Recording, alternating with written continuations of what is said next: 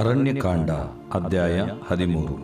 ಯೆಹೋವನು ಮೋಶೆಗೆ, ನಾನು ಇಸ್ರಾಯೇಲ್ಯರಿಗೆ ಕೊಡುವ ಕಾನಾನ್ ದೇಶವನ್ನು ಸಂಚರಿಸಿ ನೋಡುವುದಕ್ಕೆ ನೀನು ಒಂದೊಂದು ಕುಲದಿಂದ ಒಬ್ಬೊಬ್ಬ ಮುಖ್ಯಸ್ಥನನ್ನು ಕಳುಹಿಸಬೇಕೆಂದು ಆಜ್ಞಾಪಿಸಿದನು. ಯೆಹೋವನ ಅಪ್ಪಣೆಯ ಮೇರೆಗೆ ಮೋಶೆ ಪಾರಾನ್ ಅರಣ್ಯದಿಂದ ಇಸ್ರಾಯೇಲ್ಯರ ಮುಖ್ಯಸ್ಥರನ್ನು ಕಳುಹಿಸಿದನು. ಅವರ ಹೆಸರುಗಳು ಯಾವುವೆಂದರೆ, ರೂಬೇನ್ ಕುಲದ ಜಕ್ಕೂರನ ಮಗನಾದ ಶಮೂವ, ಸಿಮೆಯೋನ್ ಕುಲದ ಹೋರಿಯ ಮಗನಾದ ಶಾಫಾಟ್, ಯಹೂದ ಕುಲದ ಯೆಫುನ್ನೆಯ ಮಗನಾದ ಕಾಲೇಬ್, ಇಸ್ಸಾಕಾರ್ ಕುಲದ ಯೋಸೇಫನ ಮಗನಾದ ಇಗಾಲ್, ಎಫ್ರಾಯಿಮ್ ಕುಲದ ನೂನನ ಮಗನಾದ ಹೋಶೇಯ, ಬೆನ್ಯಾಮಿನ್ ಕುಲದ ರಾಫೂವನ ಮಗನಾದ ಪಲ್ಟಿ, ಜೆಬುಲೂನ್ ಕುಲದ ಸೋದಿಯ ಮಗನಾದ ಗದ್ದೀಯೇಲ್, ಯೋಸೇಫ್ ಅಂದರೆ ಮನಸ್ಸೆ ಕುಲದ ಸೂಸಿಯ ಮಗನಾದ ಗದ್ದಿ, ದಾನ್ ಕುಲದ ಗೆಮಲ್ಲೀಯನ ಮಗನಾದ ಅಮ್ಮೀಯೇಲ್, ಆಶೇರ್ ಕುಲದ ಮಿಖಾಯೇಲನ ಮಗನಾದ ಸೆತೂರ್, ನಫ್ತಾಲಿ ಕುಲದ ವಾಪೆಸೀಯನ ಮಗನಾದ ನಹಬಿ, ಗಾದ್ ಕುಲದ ಮಾಕೀಯನ ಮಗನಾದ ಗೆಯೂವೇಲ್. ದೇಶವನ್ನು ಸಂಚರಿಸಿ ನೋಡುವುದಕ್ಕೆ ಮೋಶೆ ಕಳುಹಿಸಿದ ಮನುಷ್ಯರ ಹೆಸರುಗಳು ಇವೆ. ಮೋಶೆ ನೂನನ ಮಗನಾದ ಹೋಶೇಯನಿಗೆ ಯೆಹೋಶುವನೆಂದು ಹೆಸರಿಟ್ಟನು. ಕಾನಾನ್ ದೇಶವನ್ನು ಸಂಚರಿಸಿ ನೋಡುವುದಕ್ಕೆ ಮೋಶೆ ಅವರನ್ನು ಕಳುಹಿಸುವಾಗ ಅವರಿಗೆ, ನೀವು ಕಾನಾನ್ ದೇಶದ ದಕ್ಷಿಣ ಪ್ರಾಂತ್ಯದ ಮಾರ್ಗವಾಗಿ ಬೆಟ್ಟದ ಸೀಮೆಗೆ ಹತ್ತಿ ಹೋಗಿ ಆ ದೇಶದ ಸಂಗತಿಯನ್ನೆಲ್ಲ ನೋಡಿ ತಿಳಿದುಕೊಳ್ಳಬೇಕು. ಅಲ್ಲಿನ ನಿವಾಸಿಗಳು ಬಲಿಷ್ಠರೋ ಬಲಹೀನರೋ, ಬಹಳ ಮಂದಿಯೋ ಸ್ವಲ್ಪ ಮಂದಿಯೋ, ಅವರ ದೇಶವು ಒಳ್ಳೆಯದೋ ಕೆಟ್ಟದ್ದೋ, ಅವರ ವಾಸಸ್ಥಳಗಳು ಪಾಳೆಯಗಳೋ ಕೋಟೆಗಳೋ, ಭೂಮಿಯು ಸಾರವಾದದ್ದೋ ನಿಸ್ಸಾರವಾದದ್ದೋ, ಮರಗಳುಳ್ಳದ್ದೋ ಬಯಲೋ ನೋಡಿ ತಿಳಿದುಕೊಳ್ಳಬೇಕು. ಅದಲ್ಲದೆ ಆ ದೇಶದ ಉತ್ಪನ್ನಗಳಲ್ಲಿ ಕೆಲವನ್ನು ಸಾಹಸ ಮಾಡಿ ತರಬೇಕೆಂದು ಬೋಧಿಸಿದನು. ಆಗ ದ್ರಾಕ್ಷಾಲತೆಗಳ ಪ್ರಥಮ ಫಲ ಕಾಲವಾಗಿತ್ತು. ಅವರು ಬೆಟ್ಟವನ್ನು ಹತ್ತಿ ಚಿನ್ ಅರಣ್ಯದಿಂದ ಹಮಾತಿನ ದಾರಿಯಲ್ಲಿರುವ ರೆಹೋಬಿನವರೆಗೆ ಆ ದೇಶವನ್ನು ಸಂಚರಿಸಿ ನೋಡಿದರು. ಅವರು ಬೆಟ್ಟವನ್ನು ಹತ್ತಿ ಕಾನಾನ್ ದೇಶದ ದಕ್ಷಿಣ ಪ್ರಾಂತ್ಯವನ್ನು ದಾಟಿ ಹೆಬ್ರೋನಿಗೆ ಬಂದರು. ಅಲ್ಲಿ ಅಹೀಮನ್, ಶೇಷೈ, ತಲ್ಮೈ ಎಂಬ ಉನ್ನತರಾದ ಪುರುಷರು ಇದ್ದರು. ಹೆಬ್ರೋನ್ ಪಟ್ಟಣವು ಐಗುಪ್ತ ದೇಶದಲ್ಲಿರುವ ಚೋವನ್ ಪಟ್ಟಣಕ್ಕಿಂತ 7 ವರ್ಷ ಮುಂಚೆ ಕಟ್ಟಲ್ಪಟ್ಟದ್ದು. ಅವರು ಎಷ್ಕೋಲ್ ಎಂಬ ತಗ್ಗಿಗೆ ಬಂದು ಅಲ್ಲಿ ದ್ರಾಕ್ಷಾಲತೆಯಿಂದ ಒಂದೇ ಗೊಂಚಲುಳ್ಳ ಕೊಂಬೆಯನ್ನು ಕೊಯ್ದರು. ಇಬ್ಬರು ಅದನ್ನು ಅಡ್ಡದಂಡಿಗೆಯಿಂದ ಹೊತ್ತುಕೊಂಡು ಬಂದರು. ಕೆಲವು ದಾಳಿಂಬ ಹಣ್ಣುಗಳನ್ನು ಅಂಜೂರದ ಹಣ್ಣುಗಳನ್ನು ತಂದರು.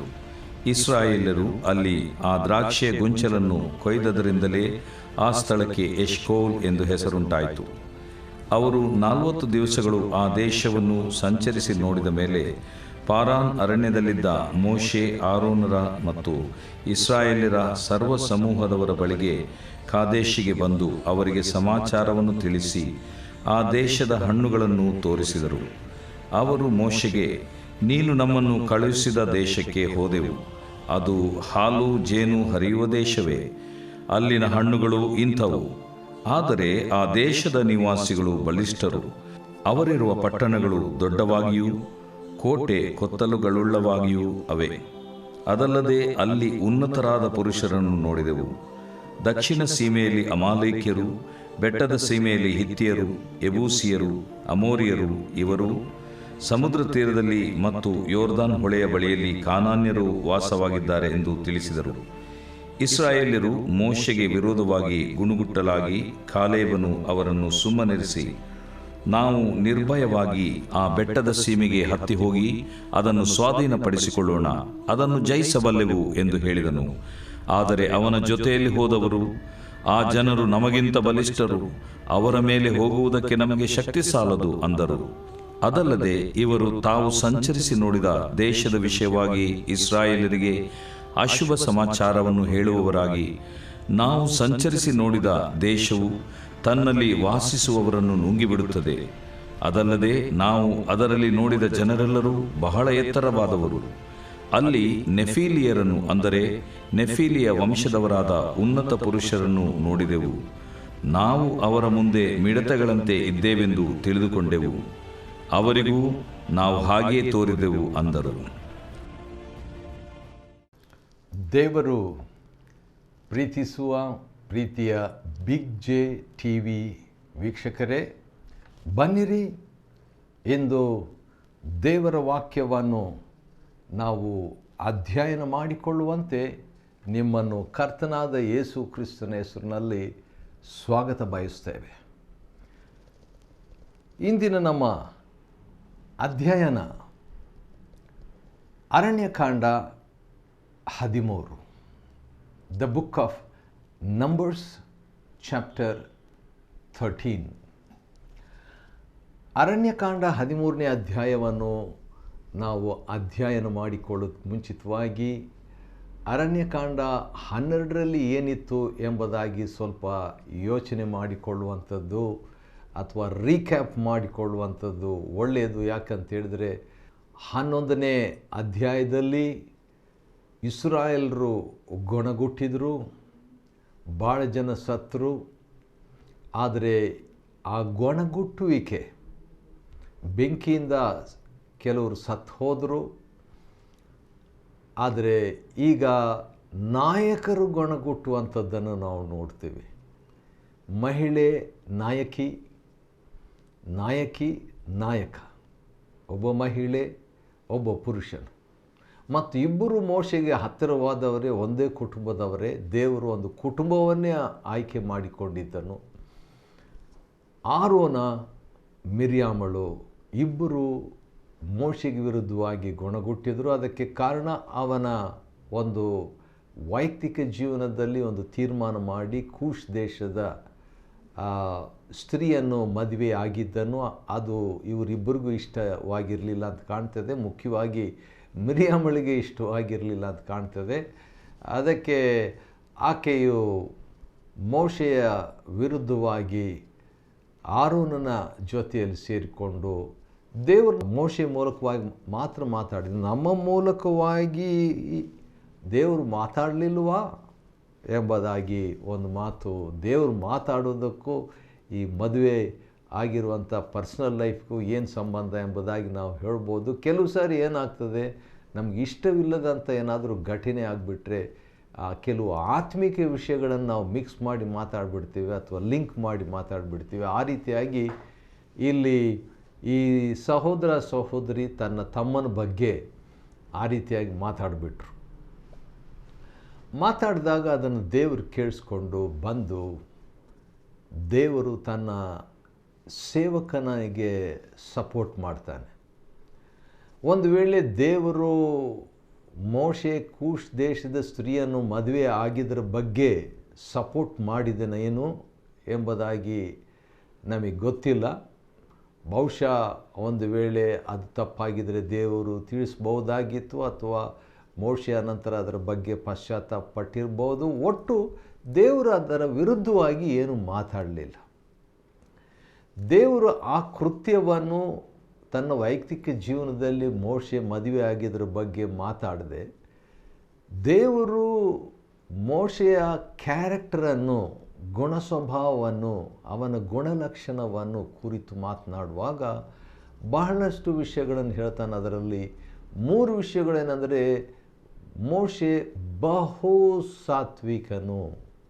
ಭೂಮಿಯಲ್ಲಿರುವಂಥ ವ್ಯಕ್ತಿಗಳಲ್ಲಿನೇ, ಅಂದರೆ ಆ ಕಾಲದಲ್ಲಿ ಲೋಕ ಪ್ರಸಿದ್ಧ ದೀನತ್ವದ ವ್ಯಕ್ತಿ ಎಂಬುದಾಗಿ ಹೇಳ್ಬೋದು, ಅಥವಾ ಭೂಮಿಯಲ್ಲಿ ಅತ್ಯಂತ ದೀನನಾದಂಥ ವ್ಯಕ್ತಿ, ಸಾತ್ವಿಕನಾದಂಥ ವ್ಯಕ್ತಿ. ಇದೇ ಮಾತನ್ನು ನಮ್ಮ ಕರ್ತನಾದ ಯೇಸು ಕ್ರಿಸ್ತನು ಮತ್ತಾಯನ ಬರೆದ ಸುವಾರ್ತೆ 11ನೇ ಅಧ್ಯಾಯದ 29ನೇ ವಚನದಲ್ಲಿ, ನಾನು ಸಾತ್ವಿಕನು ದೀನ ಮನಸ್ಸುಳ್ಳವನು ಆಗಿರುವುದರಿಂದ ನನ್ನಿಂದ ಕಲಿತುಕೊಳ್ರಿ ಅಂತ ಯೇಸು ಕರ್ತನು ಭಾಳ ಧೈರ್ಯವಾಗಿ, ಭಾಳ ಸ್ಪಷ್ಟವಾಗಿ ಹೇಳಿದಂಥ ಮಾತು ಒಂದೇ. ಅದು ಯಾವುದಂದರೆ ದೀನತ್ವ. ಮೋಶೆ ಬಗ್ಗೆ ಕೂಡ ದೇವರು ಹೇಳಿದಂಥ ಮಾತು ಒಂದೇ ಪ್ರಧಾನವಾಗಿ. ಹೌದು, ಅದ್ಭುತ ಮಾಡಿದ್ದನು, ಅವನು ಪ್ರವಾದಿಯಾಗಿದ್ದನು, ಅದೆಲ್ಲ ನಿಜ. ಆದರೆ ಅದಕ್ಕಿಂತಲೂ ಮಹತ್ತಾದದ್ದು ಅವನ ಕ್ಯಾರೆಕ್ಟರ್, ಅವನ ಸ್ವಭಾವ, ಅವನ ಗುಣ, ಅವನ ಜೀವನ. ಅದು ದೀನ ಜೀವನವಾಗಿತ್ತು. ಅಂಥ ದೀನ ವ್ಯಕ್ತಿಯ ಕುರಿತಾಗಿ ಇವರಿಬ್ಬರು ಮಾತಾಡಿದ್ದು ದೇವರಿಗೆ ಇಷ್ಟವಾಗಲಿಲ್ಲ. ದೇವರ ಮೋಶೆಯನ್ನು ಸಪೋರ್ಟ್ ಮಾಡಿದ್ದ ಅಷ್ಟೇ ಅಲ್ಲ, ಇನ್ನೂ ಕೂಡ ಆತನ ಸ್ವಭಾವಕ್ಕೆ ಕೂಡಿಸಿ ಅವರು ನೋಡಿದಂಥ ಒಂದು ವಿಷಯವನ್ನು ದೇವರು ಹೇಳ್ತಾನೆ ಮಿರಿಯಾಮಳಿಗೂ ಆರೋನ್ರಿಗೆ. ಅದೇನಂತ ಹೇಳಿದ್ರೆ, ನನ್ನ ಮನೆಯಲ್ಲೆಲ್ಲ ನಂಬಿಗಸ್ತನು. ನನ್ನ ಸೇವಕನಾದ ಮೋಶೆ ನನ್ನ ಮನೆಯಲ್ಲೆಲ್ಲ ನಂಬಿಗಸ್ತನು. ಹಾಗಾದರೆ ದೇವದರ್ಶನ ಗುಡಾರದ ವಿಷಯಕ್ಕೆ ಬಂದಾಗ ಮೋಶೆಯ ಬಗ್ಗೆ ದೇವರು ಹೇಳಿದಂಥ ಮಾತು, ಮನೆಯಲ್ಲೆಲ್ಲ ದೇವದರ್ಶನ ಗುಡಾರದ ಪ್ರತಿ ವಿಷಯದಲ್ಲಿ ದೇವರ ಸೇವೆಯಲ್ಲಿ ಇನ್ನೊಂದು ಸಾರಿ ಹೇಳ್ತೀನಿ, ದೇವರ ಸೇವೆಯಲ್ಲಿ ಭಾಳ ನಂಬಿಗಸ್ತನಾಗಿದ್ದನಂತೆ. ನಾದಾಬ್, ಅಬಿಹು ಎಂಬಂಥ ಆರೋನ್ನ ಮಕ್ಕಳು ಒಂದೇ ವಿಷಯದಲ್ಲಿ, ಅದು ಅವರ ಪ್ರತಿಷ್ಠೆಯಾದಂಥ ದಿನದಂದೇ ಅವರು ಸತ್ತು ಹೋಗ್ಬಿಟ್ರು. ಪ್ರತಿಷ್ಠೆ ಆದಾಗ ಒಳ್ಳೆಯ ವಸ್ತ್ರಗಳನ್ನೆಲ್ಲ ಧರಿಸಿಕೊಂಡಿದ್ದರು. ಅಂಥ ಒಂದು ಸಂದರ್ಭದಲ್ಲಿ ಅವರು ತಮ್ಮ ಗರ್ವವನ್ನು ಸಂರಕ್ಷಿಸಿಕೊಳ್ಳದೆ ಹೆಮ್ಮೆಯಿಂದ ಸ್ವಲ್ಪ ಬಹುಶಃ ಅವರು ಮುಂದಾಳತ್ವ ವಹಿಸಿ ದೇವರು ಹೇಳಿದಂಥ ಬೆಂಕಿಯನ್ನು ಹಾಕಿ ಕರ್ತನ ಸನ್ನಿಧಾನದಲ್ಲೇ ಸತ್ತು ಹೋದರು. ಆದರೆ ಮೋಶೆ ಎಷ್ಟು ಕೇರ್ಫುಲ್ ಆಗಿದ್ದಿರಬೇಕು, ಎಷ್ಟು ಜಾಗೃತಿಯುಳ್ಳ ವ್ಯಕ್ತಿಯಾಗಿರಬೇಕು, ಎಷ್ಟು ಸೂಕ್ಷ್ಮವಾಗಿ ಸೇವೆ ಮಾಡಿರಬೇಕು. ಆದ ಕಾರಣ ಅವನ ಸಂಗಡ ದೇವರು ಗೂಢವಾಗಿ ಅಲ್ಲ, ಸೀಕ್ರೆಟ್ ಆಗಿ ಅಲ್ಲ, ಪ್ರತ್ಯಕ್ಷದಲ್ಲಿನೇ ದೇವರು ಅವನ ಸಂಗಡ ಮಾತಾಡಿದನು. ಹೇಗೆ ಮಾತಾಡಿದನು ದೇವರು ಮೋಶೆಯ ಸಂಗಡ ಎಂಬಂಥ ಮಾತು ಕೂಡ ನಾವು 7ನೇ ಅಧ್ಯಾಯ ಅರಣ್ಯಕಾಂಡದಲ್ಲಿ ನಾವು ನೋಡ್ತೇವೆ. ಆಜ್ಞಾಶಾಸನಗಳ ಮಂಜೂಷದ ಮೇಲಿನ ಕೃಪಾಸನದ ಮೇಲಿನಿಂದ ಆ 2 ಕೆರೂಬಿಗಳ ನಡುವೆಯಿಂದ ದೇವರು ಮೋಶೆ ಸಂಗಡ ಮಾತನಾಡಿದನು. ದೇವರ ಸ್ವರವು ಅವನಿಗೆ ಕೇಳಿಸ್ತು ಅಂತ ಹೇಳ್ಬಿಟ್ಟು, ಆತನ ವಿರುದ್ಧವಾಗಿ ಇವರು ಮಾತನಾಡಿದ್ದಕ್ಕೆ, ಹೀಗಿರಲು ನೀವು ನನ್ನ ಸೇವಕನಾದ ಮೋಶೆ ವಿರುದ್ಧವಾಗಿ ಮಾತನಾಡಲಿಕ್ಕೆ ಭಯಪಡಬೇಕಾಗಿತ್ತು ಅಂತ. ಭಯಪಡಲಿಲ್ಲ, ಅವರು ಮಾತಾಡಿಬಿಟ್ರು. ಆದ ಕಾರಣ ಅದಕ್ಕಾಗಿ ಮಿರಿಯಾಮಳಿಗೆ ಶಿಕ್ಷೆ ಪ್ರಾಪ್ತವಾಯಿತು, ಅಂದರೆ ತೊನ್ನು ಪ್ರಾಪ್ತವಾಯಿತು, ಹತ್ಕೊಂಡ್ಬಿಡ್ತು. ಆಕೆ ಚರ್ಮ ಹಿಮದಂತೆ ಬೆಳ್ಳಗಾಗಿ ಹೋಗಿತ್ತು. ಆರೋನ್ನು ಭಾಳ ಬೇಸರಗೊಂಡು ಬೇಡಿಕೊಳ್ತಾನೆ, ಅಯ್ಯ, ನಾವು ವಿವೇಕವಿಲ್ಲದೆ ನಡೆದು ದೋಷಿಗಳಾದರೂ ಈ ದೋಷದ ಫಲವನ್ನು ನಾವು ಅನುಭವಿಸುವಂತೆ ಮಾಡಬೇಡ ಎಂಬುದಾಗಿ. ಹಳೆ ಒಡಂಬಡಿಕೆಯಲ್ಲಿ ಇಂಥ ಒಂದು ಪ್ರಾರ್ಥನೆ ಆರೋನ್ನು ಮಾಡಿದ್ದು ನನಗೆ ಭಾಳ ಇಷ್ಟವಾಯಿತು. ಯಾಕಂತ ಹೇಳಿದ್ರೆ, ತಪ್ಪಿಗೆ ಶಿಕ್ಷೆ ಆಗಲೇಬೇಕು. ತಪ್ಪು ಮಾಡಿದ್ದೀರಾ, ಶಿಕ್ಷೆ. ನೀವು ದೊಡ್ಡವರಿರ್ಬೋದು, ಚಿಕ್ಕವರಿರ್ಬೋದು, ದೇವ್ರ ಸೇವೆ ಮಾಡ್ತಾ ಇರ್ಬೋದು, ದೇವ್ರ ಸನ್ನಿಧಾನದಲ್ಲಿರ್ಬೋದು, ದೇವ್ರ ಸ್ವರ ಕೇಳಿಸಿರ್ಬೋದು. ತಪ್ಪು ಮಾಡಿದ್ರ ಶಿಕ್ಷೆ, ದೋಷಿಯಾಗಿದ್ದರೆ ಶಿಕ್ಷೆ, ದಂಡನೆ. ಆದರೆ ಮಹಾಯಾಜಕನಾದಂಥ ಆರೋನ್ನ ಪ್ರಾರ್ಥನೆ ಅದೇನಂತ ಹೇಳಿದ್ರೆ, ನಾವು ನಮ್ಮ ದೋಷದ ಫಲವನ್ನು ನಾವು ಅನುಭವಿಸದಂತೆ ನಮಗೆ ಮಾಡಬೇಕಂತ ಹೇಳಿದಾಗ ಮೋಶೆ ದೇವರ ಹತ್ರ ಕೇಳಿಸ್ಕೊಳ್ತಾನೆ. ದೇವರು ಅವರಿಗೆ ಕ್ಷಮಾಪಣೆಯನ್ನು ಕೊಡ್ತಾನೆ. ಮಿರಿಯಾಮಳಿಗೆ ಆ ದೊಡ್ಡ ಶಿಕ್ಷೆ ಬಿತ್ತು. ಯಾಕಂದರೆ ಮಾತು ಮುಂದಾಳತ್ವ ಹಾಕಿ ವಹಿಸಿದ್ದಾಗ ಕಾಣ್ತಿದೆ. ಆರೋನ್ ಬಹುಶಃ ಕೇಳಿಸ್ಕೊಂಡೇನೋ ಅವನಿಗೇನು ಶಿಕ್ಷೆ ಸಿಕ್ಕಿರಲಿಲ್ಲ. ಮತ್ತು 7 ದಿವಸ ಆಕೆ ಪಾಳೆಯದ ಹೊರಗೆ ಕುಷ್ಠರೋಗಿ ಅಂತ ಇರಬೇಕಾಯಿತು. ಮತ್ತು ಅದಾದ ನಂತರ ಇಸ್ರಾಯೇಲರು 7 ದಿವಸ ಪ್ರಯಾಣ ಮಾಡಲಿಲ್ಲ. ಸುಮಾರು 50-60 ಲಕ್ಷ ಜನರಿಗೆ ಒಬ್ಬ ವ್ಯಕ್ತಿಯಿಂದ, ಒಬ್ಬ ನಾಯಕಿಯಿಂದ ಒಂದು ಅಡ್ಡಿ ಆಯಿತು. ಆನಂತರ ಅವರು ಪ್ರಯಾಣ ಮಾಡಿದರು. 13ನೇ ಅಧ್ಯಾಯದಲ್ಲಿ ನಾವು ನೋಡುವಾಗ ಕಾನಾನ್ ದೇಶವನ್ನು ಸಂಚರಿಸಿ ನೋಡಿದವರ ಬಗ್ಗೆ ನಾವು ನೋಡ್ತೇವೆ. ಮೋಶೆ ಈಗೇನು ಮಾಡ್ತಾ ಇರುವಂಥ ಒಂದು ಕೆಲಸ ಅಂದರೆ, 12 ಗೋತ್ರದವರಿಂದ ಅಥವಾ 12 ಇಸ್ರಾಯೇಲರ ಕುಲದವರಿಂದ 12 ನಾಯಕರನ್ನು ಅಥವಾ ವ್ಯಕ್ತಿಗಳನ್ನು, ಪ್ರತಿನಿಧಿಗಳನ್ನು ಕಾನಾನ್ ದೇಶಕ್ಕೆ ಗೂಢಚಾರರಾಗಿ ಅಥವಾ ಅದನ್ನು ಹೋಗಿ ಸಂಚರಿಸಿ ಬನ್ನಿರಿ, ಅದನ್ನು ಹೋಗಿ ನೋಡಿಕೊಂಡು ಬನ್ನಿರಿ ಎಂಬುದಾಗಿ 12 ವ್ಯಕ್ತಿಗಳನ್ನು ಕಳಿಸ್ಕೊಡ್ತಾರೆ. ಈ 12 ವ್ಯಕ್ತಿಗಳಲ್ಲಿ 10 ಮಂದಿ ಅಂಥ ಒಂದು ನಂಬಿಕೆ ಇರಲಿಲ್ಲ ಅವರಿಗೆ. ಅಥವಾ ಅವ್ರ ಬಗ್ಗೆ ಹೇಳಬೇಕಾದ್ರೆ, ಈ 10 ಜನರು ನಕಾರಾತ್ಮಕವಾದ ವಿಚಾರಗಳನ್ನು ಹೊಂದಿದವರು, ನೆಗೆಟಿವ್ ಥಿಂಕರ್ಸ್. ಆದರೆ ಅವರಲ್ಲಿ ಇಬ್ಬರು ಸಕಾರಾತ್ಮಕವಾದ ಪಾಸಿಟಿವ್ ಆಗಿ ವಿಚಾರಿಸಿ ನಂಬಿಕೆ ಇಟ್ಟುಕೊಂಡು ಹೋದಂಥವ್ರು. ಈ 12 ಗೋತ್ರದಲ್ಲಿ ಒಂದೊಂದು ಕುಲದ ಗೋತ್ರದವರು ಹೆಸರುಗಳು 5ನೇ ವಚನದಿಂದ 15ನೇ ವಚನದವರೆಗೆ 10 ವಚನಗಳಲ್ಲಿ ಸ್ಪಷ್ಟವಾಗಿ ಬರೆಯಲಾಗಿದೆ.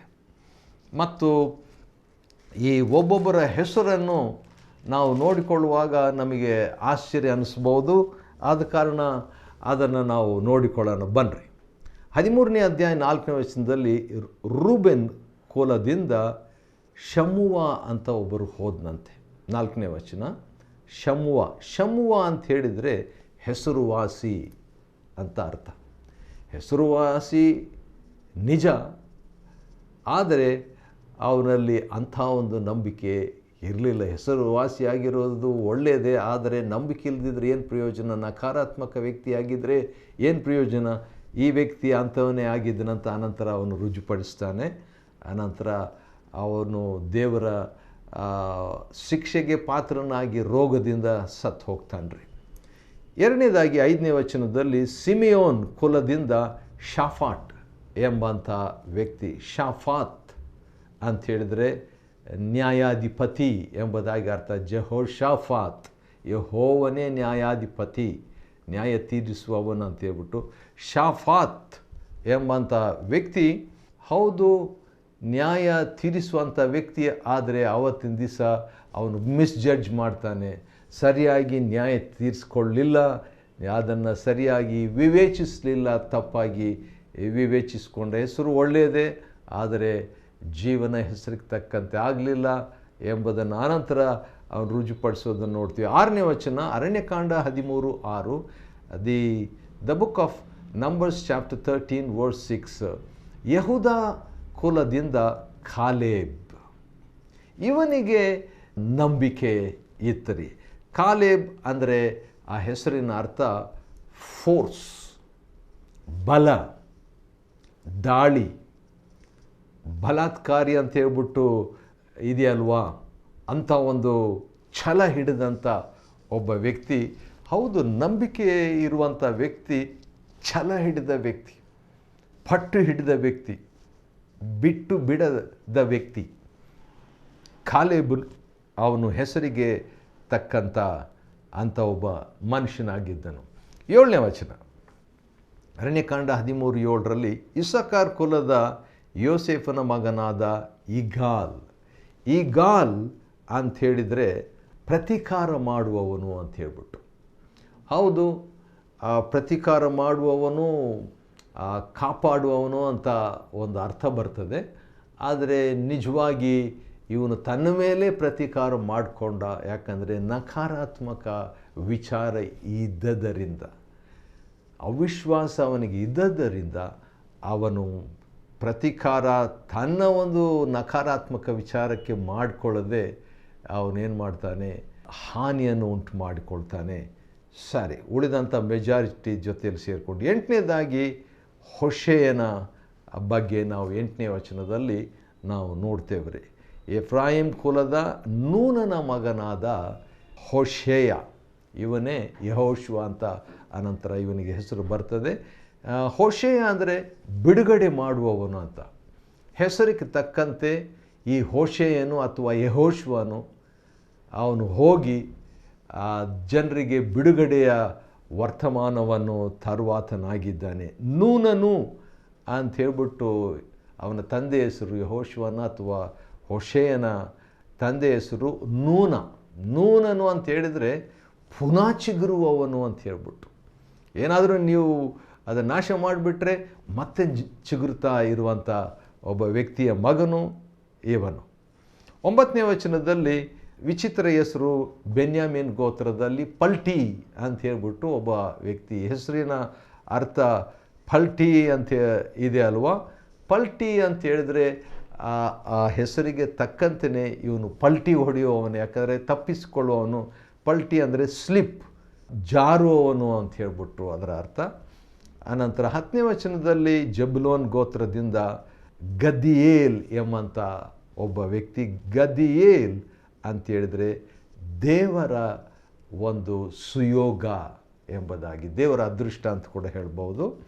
11ನೇ ವಚನದಲ್ಲಿ ಗದ್ದಿ ಅಂತ ಹೇಳ್ಬಿಟ್ಟು ಯೋಸೇಫನ ಕೋಲದಿಂದ ಇರುವಂಥವನು. ಗದ್ದಿ ಅಂತ ಹೇಳಿದರೆ ಅದೇ ಗದ್ದಿಯೇಲ್ ಅಂತಿದೆಯಲ್ಲ, ಆ ರೀತಿಯಾಗಿ ಅದೃಷ್ಟ, ಸುಯೋಗ ಎಂಬ ಹೆಸರಿರುವನು.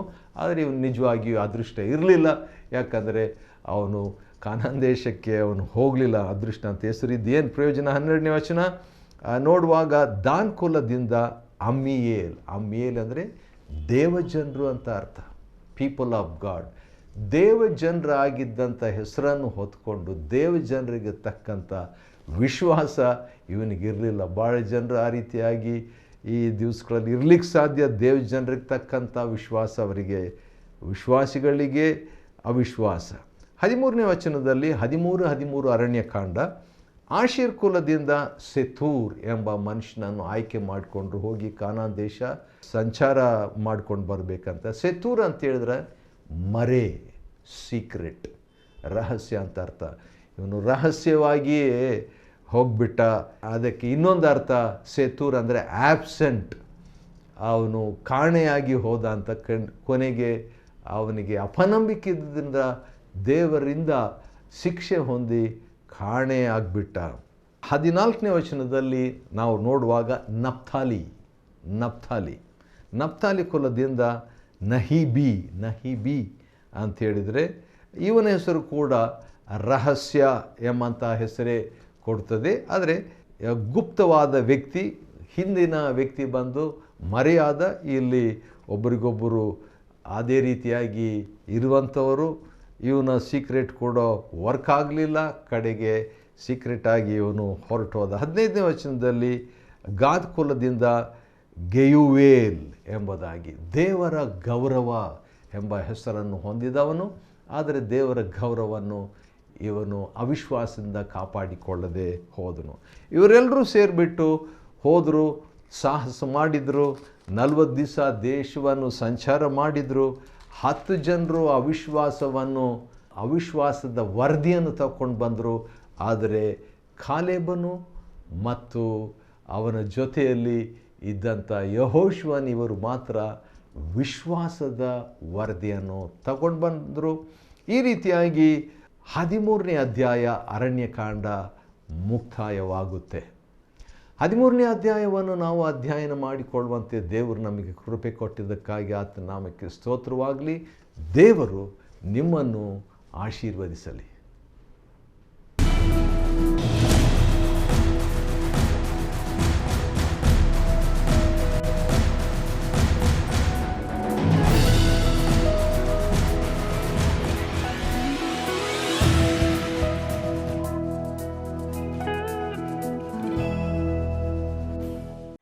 Chapter 13. And the Lord spake unto Moses, saying, Send thou men, that they may search the land of Canaan, which I give unto the children of Israel. Of every tribe of their fathers shall ye send a man, every one a ruler among them. And Moses by the commandment of the Lord sent them from the wilderness of Paran. All those men were heads of the children of Israel. And these were the names of the tribe of Reuben: Shammua the son of Zakur. Of the tribe of Simeon, Shaphat the son of Hori. Of the tribe of Judah, Caleb the son of Jephunneh. Of the tribe of Issachar, Igal the son of Joseph. Of the tribe of Ephraim, Oshiah the son of Nun. Of the tribe of Benjamin, Palti the son of Rephu. Of the tribe of Zebulun, Gadiel the son of Sodi. Of the tribe of Joseph, namely of the tribe of Manasseh, Gadi the son of Susi. Of the tribe of Dan, Amiel the son of Gamali. Of the tribe of Asher, Sethur the son of Michael. Of the tribe of Naphtali, Nabi the son of Vosai. Of the tribe of Gad, Geuel the son of Micai. These are the names of the men which Moses sent to spy out the land. And Moses called Oshiah the son of Nun Jehoshua. And Moses sent them to spy out the land of Canaan, and said unto them, Get you up this way southward, and go up into the mountain, and see the land, what it is, and the people that dwelleth therein, whether they be strong or weak, few or many. And what the land is that they dwell in, whether it be good or bad, and what cities they be that they dwell in, whether in tents or in strongholds, and what the land is, whether it be fat or lean, whether there be wood therein or not. and be ye of good courage, and bring of the fruit of the land. Now the time was the time of the first ripe grapes. So they went up and searched the land from the wilderness of Zin unto Rehob, as men come to Hamath. And they ascended by the south, and came unto Hebron, where Ahiman, Shishai, and Talmai, the children of Anak, were. Now Hebron was built 7 years before Zoan in Egypt. And they came unto the brook of Eshcol, and cut down from thence a branch with one cluster of grapes, and they bare it between two upon a staff. And they brought of the pomegranates, and of the figs. The place was called the brook Eshcol, because of the cluster of grapes, which the children of Israel cut down from thence. And they returned from searching of the land after 40 days. And they went and came to Moses and to Aaron, and to all the congregation of the children of Israel, unto the wilderness of Paran, to Kadesh, and brought back word unto them, and unto all the congregation, and shewed them the fruit of the land. And they told him, and said, We came unto the land whither thou sentest us, and surely it floweth with milk and honey, and this is the fruit of it. Nevertheless the people be strong that dwell in the land, and the cities are walled, and very great.